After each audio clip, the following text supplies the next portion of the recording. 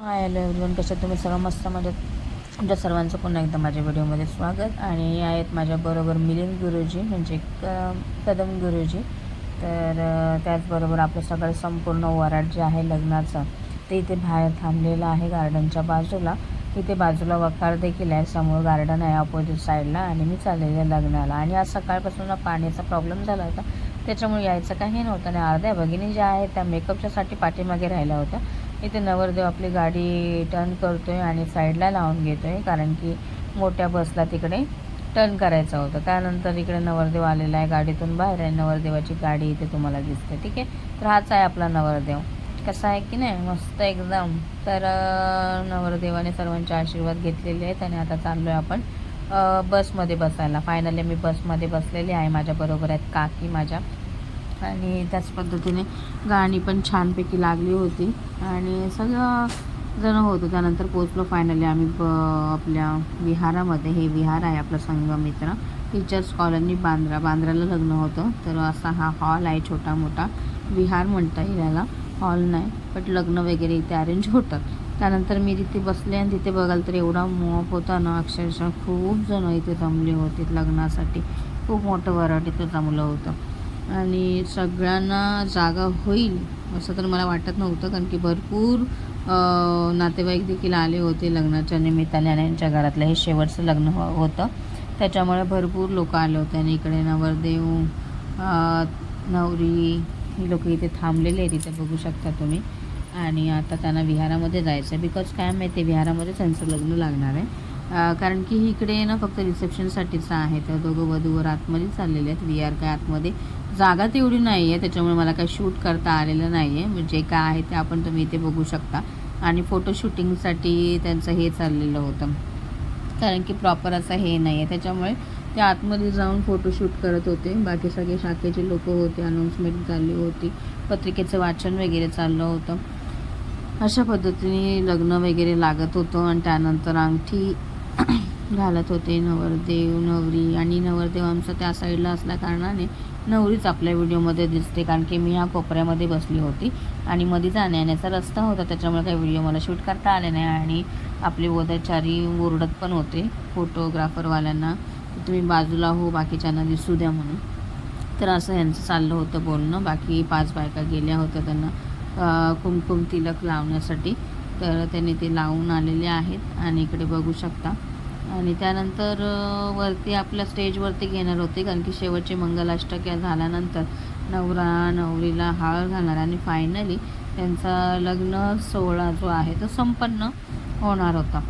त्याच्यामुळे बरं झालं ते की विहाराच्या बाहेर आपल्या इकडे आणलं, त्याच्यामुळे सर्वांना तो पाहता तरी आलं लग्न सोहळा. नाहीतर मग हे पाहण्याचा पण योग आला नसता, बिकॉज आतमध्ये विहारामध्ये कुणालाच काहीच दिसत पण नव्हतं आणि काहीच नाही आहे. पण इथे मूर्त नसल्या कारणाने काय होत होत्या, आतमध्ये विहारामध्येच त्यांचं लग्नाचं हे आहे ते चाललं होतं. आणि शेवटची गाथा गाण्यासाठी फक्त बाहेर आले होते आणि शेवटची गाथा झाली.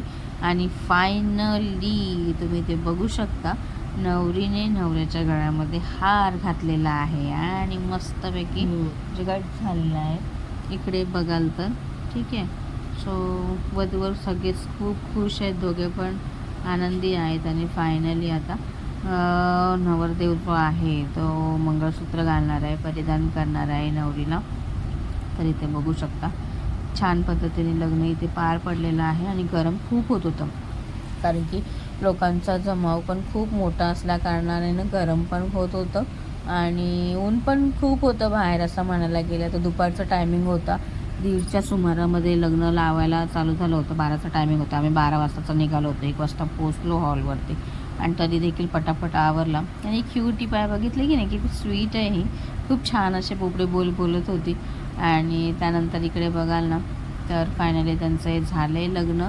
आणि ते आता रिसेप्शनसाठी तयारी करण्यासाठी जाणार होते, ड्रेस वगैरे चेंज करण्यासाठी. तर जे लांबची लोकं आली होती ते त्यांना थांबून त्यांनी आणलेले गिफ्ट्स वगैरे जे आहेत ते त्यांना देत होते.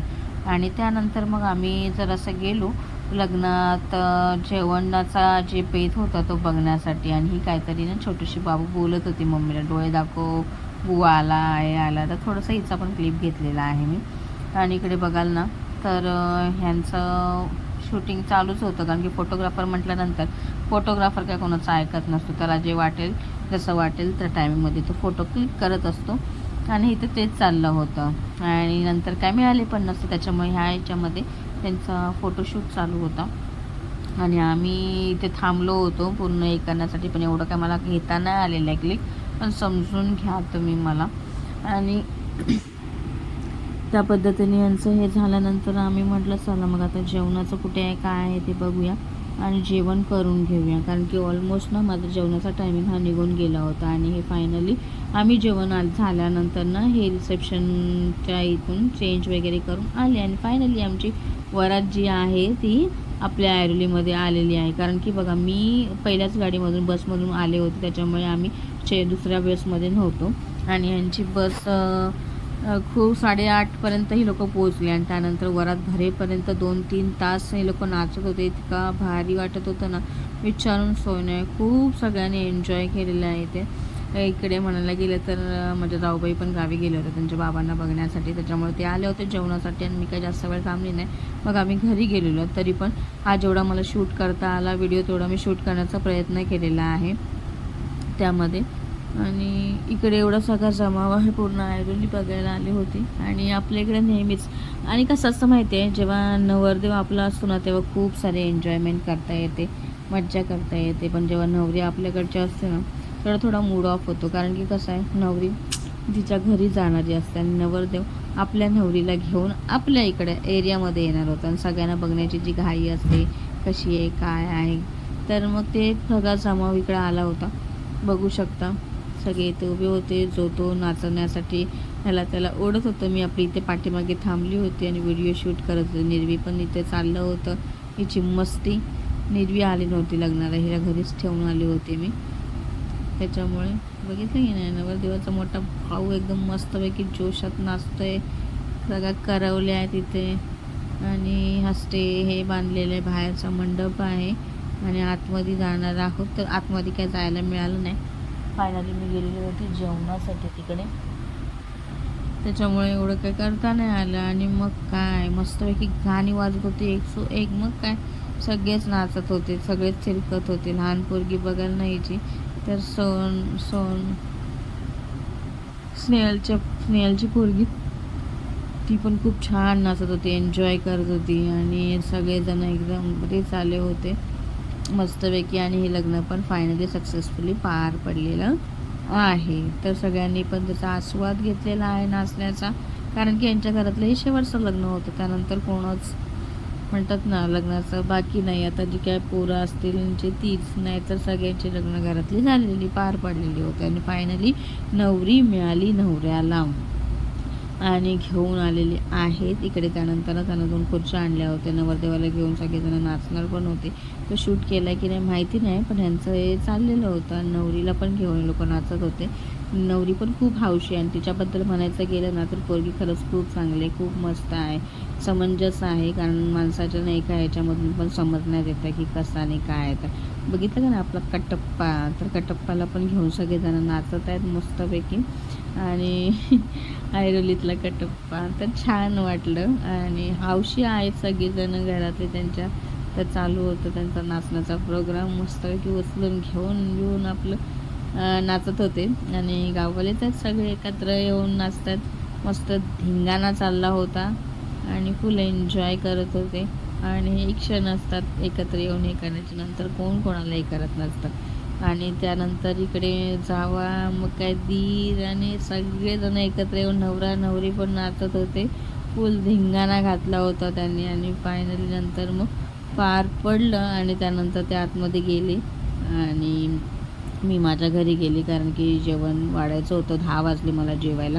नाहीतर येवानं कसं झोपायचा टायमिंग 10चा असतो आपला, 8 वाजताच जेवते मी. बट ह्यांच्या कारणास्तव आम्ही थांबलो होतो बाहेर. आणि बाई नवरदेवाला पण घेतलं की उचलून. नवरदेव थोडा घाबरत पण होता, भीती प्रत्येकाला वाटत असतं, भाई आत्ताच लग्न झालं आहे माझं.